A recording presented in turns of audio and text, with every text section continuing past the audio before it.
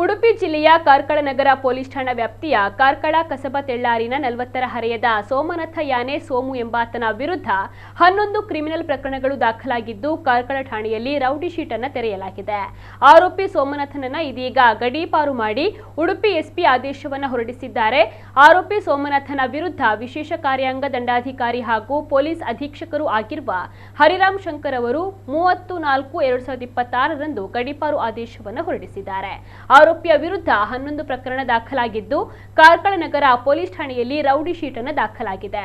ಆರೋಪಿಯನ್ನ ಶಿವಮೊಗ್ಗ ಜಿಲ್ಲೆಯ ತುಂಗಾ ನಗರ ಪೊಲೀಸ್ ಠಾಣಾ ವ್ಯಾಪ್ತಿಗೆ ಗಡೀಪಾರು ಮಾಡಲಾಗಿದೆ.